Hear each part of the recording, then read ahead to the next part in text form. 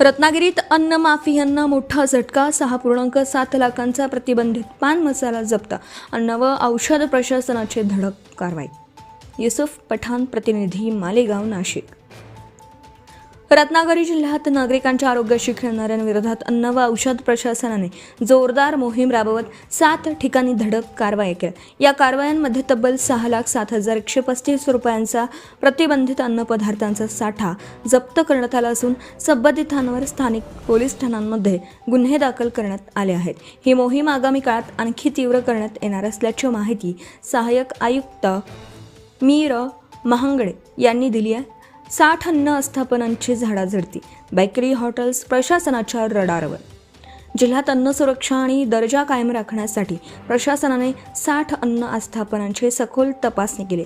यामध्ये दापोली तालुक्यातील 10 आस्थापनांचा समावेश असून बेकरी, हॉटेल्स आणि स्वीट मार्ट्सची विशेष तपासणी करण्यात आली. नागरिकांकडून प्राप्त झालेल्या तक्रारींच्या पार्श्वभूमीवर ही विशेष मोहीम राबवण्यात आली. पान शॉपवर छापे. केसरयुक्त विमल, RMD सह घातक पदार्थ जप्त. दापोली तालुक्यातील घिमावणे येथील श्री स्टोअर्स आणि केळासकर नाका येथील अशफाक मोहम्मद मनियार यांच्या पान शॉपवर अन्न सुरक्षा अधिकाऱ्यांनी छापे टाकल्यात. या कारवाईत शासनाने प्रतिबंधित केलेला केसरयुक्त विमल पान मसाला, RMD पान मसाला आणि इतर आरोग्यास घातक अन्न पदार्थांचा मोठा साठा जप्त करण्यात आला. फक्त 4 अधिकाऱ्यांवर जिल्ह्याची जबाबदारी, तरीही प्रभावी कारवाई.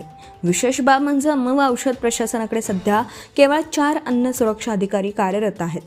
खेड, दापोली आणि मंडणगडसारख्या विस्तीर्ण व संवेदनशील भागाची जबाबदारी एका अधिकाऱ्यावर असतानाही विभागाने प्रभावी आणि धडक कारवाई करून उल्लेखनीय कामगिरी बजावली आहे. नियम मोडणाऱ्यांना इशारा. नागरिकांच्या आरोग्याशी खेळणारे प्रतिबंधित अन्नपदार्थ विक्रेते आणि साठेबाज यांच्यावर यापुढेही कठोर कायदेशीर कारवाई केली जाईल.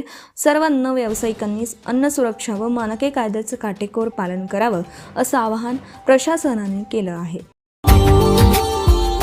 Subscribe now and press the bell icon. Never miss an update.